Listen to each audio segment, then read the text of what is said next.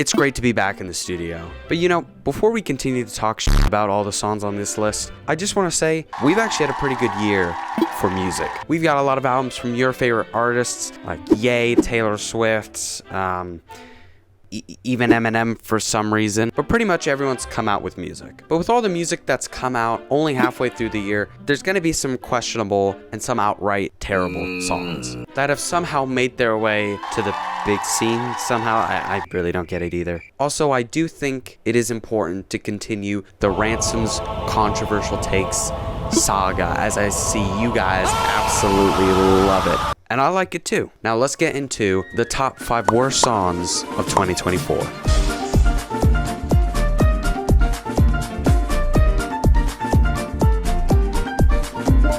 What would you say is the song of the summer? I'd have to say Pink Lemonade by Leo Satro. Now, people for a while have been saying UK drill / rap is finished. It's absolutely down the drain. And to be honest with you, for a long time, I've actually disagreed with that. I've seen some pretty solid singles and some solid albums from the UK rap scene. And honestly, I like it. I really do. But until I heard this song, I think it's over. Pink Lemonade is a song by Leo Stay Thrill and Mr. Reloaded. Great names, I know. The song itself has a pretty stable rhythm that, you know, makes it catchy, which is probably why it's so popular in the first place. But one thing that absolutely destroys it, that just leaves it down in the grave with no comeback, is its choice of lyrics. There are many lines on this song that just make me want to do terrible things, such as, slide on the baddie like Toozy, still caught him off like a fade, no boozy bitch. But there is one line that I think is actually insane that it's on the song for some reason. Why the girl move Bookie, texting my phone, hey Pookie. Oh, I just had a wave of cringe, oh my gosh. I am not kidding you. When I first heard this, I wanted to die. No joke. Not only do you feel the cringe from a grown-ass man saying, hey Pookie, but you also...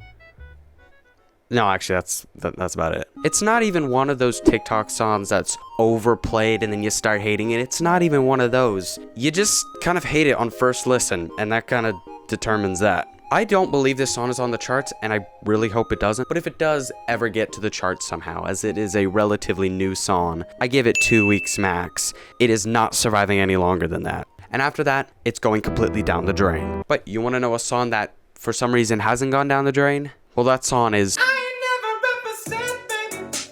Now, in researching this video, I'm pretty sure my brain cell count has gone to an all-time low after learning that $1 Million Baby is still in the charts. $1 Million Baby by Tommy Richman is one of those songs that just kind of appeared out of nowhere. And nobody really knows who this guy is and where he came from. Tommy's career spans all the way back in 2016, with him creating a single there and then really pumping out more singles 2019 to 2024 really. From what I researched, he was never like successful, but he kind of had that popularity of like an indie rap artist. Maybe more on the less popular side, but you know, he was there. So he did all this for a while until Goldmine. He reached the absolute jackpot. He releases $1 Million Baby on April 26th, 2024. So with Tom's history in mind, is it fair to call him an industry plant like some are saying? Honestly, I don't know. I mean, would it be fair to call him an industry plant or someone who's just managed to get a hit after years of work? Either way, the song sucks. But the question is, was it always bad? You see, Tommy created a song that I like to call the short-lived phenomenon. The song, when first listened to, it's actually pretty good. It ain't bad.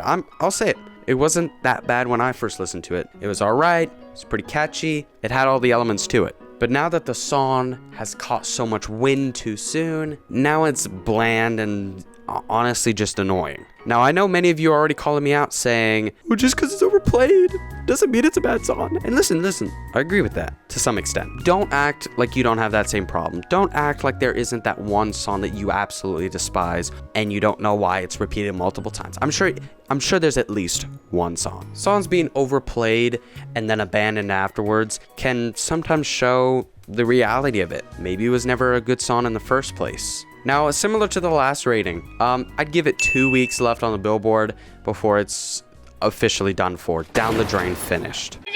Every single was that Israel's going to stop a turn. Then I forward you something. Currently, I am in a Now, we all know JoJo Siwa, at least most of us do. I personally knew her from watching CSGO surfing YouTubers from back in the day, absolutely shitting on her, even when she was a kid. So guys, JoJo Siwa broke into my house, and you will not believe what happened. It is crazy stuff. Wild times, I know. Now, typically, I really don't care what JoJo Siwa's doing. Like, it really just doesn't, I don't care. Sometimes I forget she exists half the time. But when she came out with her single Karma, I had to take a listen. I was curious enough to do so. And boy, let me tell you, it would have done numbers in 2012. I'm just saying. What I'm basically saying is, nobody listens to this type of music anymore. Is it outrageously bad?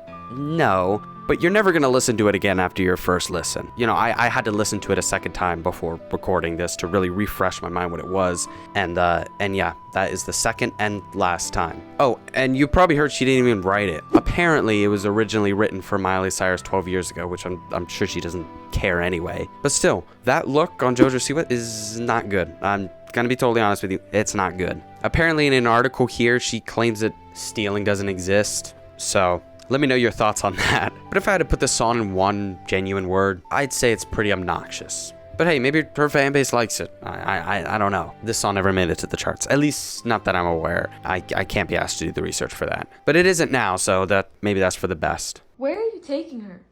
I'm gonna take a bougie ass to Rodeo and then let her pick up. Now, there was a TikTok phase that actually made me delete the app for an entire month. And that was the phase when everyone was using the song Whatever She Wants by Bryson Tiller in their most random TikToks ever.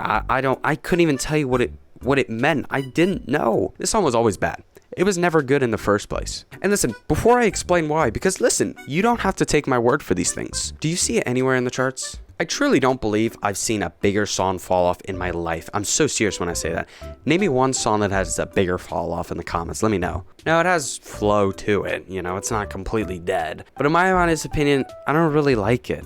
I think it gets repetitive and the lyrics just don't resonate with me at all. There's nothing, there's no connection to the song, I feel. So yeah, I know I had to delete TikTok so I wouldn't hear the song in my dreams. Again, listen, you don't have to take my word for it. It's gone from the charts. Inner peace. Inner peace. You know what? Let's have a yoga session. Absolute inner peace with thyself.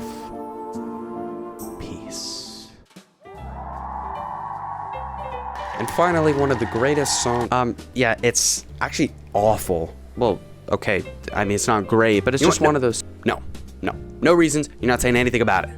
Not at all. Okay, well, if you just give me my reasons, you are not saying especially when this song sampled Daniel Powter's Bad Day back in 2005. Yeah, okay, you know what? Fair enough.